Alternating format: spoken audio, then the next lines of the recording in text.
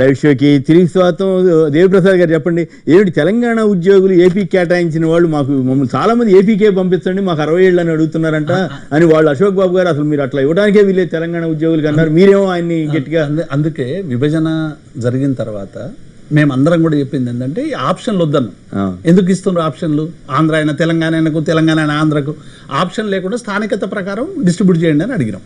ఇప్పుడు 60 ఏళ్ళేమో పదవి విరమణ వయసు ఆంధ్రప్రదేశ్లో ఉంది, తెలంగాణలో 58 ఉంది. ఇక్కడ ఉండేటువంటి ప్రత్యేక పరిస్థితుల్లో ఎవరైనా ఒకరిద్దరు అక్కడికి ఆప్షన్స్ ఇస్తే వేల మంది ఆప్షన్లు ఇస్తున్నటువంటి ఒక ప్రచారం జరుగుతూ ఉంది.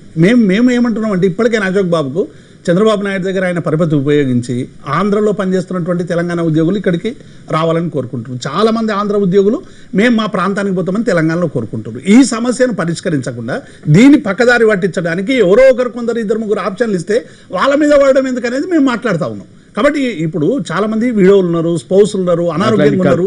ఆంధ్రాకి సంబంధించినటువంటి ఉద్యోగులు ఎవరు వచ్చినా రాండి అని మేమే ఆహ్వానిస్తున్నాం. మేమేమి ఇక్కడ వ్యతిరేకించాలి. డిఓపిటీ రూల్స్ కానీ కాన్స్టిట్యూషనల్ ప్రొవిజన్స్ కానీ ఏమైనా ఉంటే మానవతా దృక్పథంతో ఆలోచించే ఆప్షన్స్ మేము ఏమంటున్నాం అంటే స్థానికత ఆధారంగా డిస్ట్రిబ్యూట్ చేయమని ఆప్షన్లు ఉండాలని చెప్పింది అశోక్ బాబు. మళ్ళీ ఈ రోజు ఆప్షన్లు ఎందుకు ఇస్తున్నారని ఆయన అడుగుతున్నాడు. ఇది ద్వంద్వ పద్ధతి అని. అందుకే మేము ఏమంటున్నాం అంటే ఆప్షన్లు తీసేసి ఏ ఉద్యోగి ఇటువంటి ఏమైనా కేసులు ఉంటే కూర్చొని మాట్లాడుకుందాం, సమస్య పరిష్కారం అయ్యేది. విభజన జరిగిన తర్వాత కూడా మళ్ళీ ఉద్యోగుల మధ్య అనవసరమైన ఘర్షణలు పెంచి నువ్వు అటు నేను ఇటు అని ఎవడైనా 2 నెలల కక్కుర్తోటి ఒకరు ఇద్దరు పోతే మొత్తం తెలంగాణ ఉద్యోగులకు దానికి ఆపాదిస్తే ఎట్లా? మైసూరా గారు మీరేమంటారు, వాస్తవేనా? వాళ్ళు ఆయన వాదన నాకు అంత ఐడియా లేదు.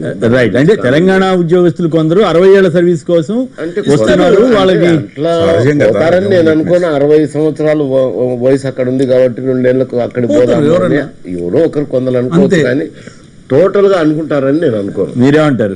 అదే 2 ఏళ్ళు పెరుగుతుంది కాబట్టి కొంతమంది 56, 57 ఉన్నోళ్ళు ఇంక 2 ఏళ్ళ అవకాశం చెప్పి రావచ్చు. దానికి 60 ఏళ్ళకి సర్వీస్ అక్కడ దాంట్లో పెద్ద నన్నే అడిగారు చాలా మంది, చెప్పండి సార్ ఆంధ్ర ఇంకో 2 ఏళ్ళు. ఇప్పుడు ఎందుకంటే సహజం ఆయన లేదంటే ఒక్కరిద్దరు, ఇప్పుడు రామ్మోహన్ గారు చెప్పినా ఒకరిద్దరు చెప్పినా 5గురు చెప్పినా అది మామూలుగా విషయం. ఎవరో ఒకరు 2 సంవత్సరాలు తెలంగాణ ఇప్పుడు చాలా మంది ఆంధ్రలో ఉన్న తెలంగాణ ఉద్యోగులు ఎందుకు ఆప్షన్లు పెట్టుకుంటారు? మాకు 60 వద్దు 58 అయినా మేము తెలంగాణ పోతామంటున్నారు. ఇక్కడ ఉన్నటువంటి వాళ్ళు మేము 60 పోతామని ఆంధ్ర ఉద్యోగులు సర్వీస్ వదులుకుని ఎందుకు వెళ్ళిపోతాం అంటున్నారు? వాళ్ళకి అవసరం, మేము మా ప్రాంతానికి పోతామంటారు. అవసరమైనప్పుడు త్యాగాలు చేస్తారండి. ఇప్పుడు ఎవరు త్యాగం చేసే పరిస్థితి ఉంటుందా? డెఫినెట్ గా మీరు పిలిపియండి, మీ దగ్గర ఎంత వస్తారో మీరు చూడండి ఒకసారి. ఎన్టీవీ చర్చ పెట్టమని నేనే ఒక్కరికి బలహీనతలు ఉంటాయి, ఒకరో ఇద్దరో అడిగిన దాన్ని మొత్తం తెలంగాణ చిత్రీకరించొద్దని నేను అంటాను.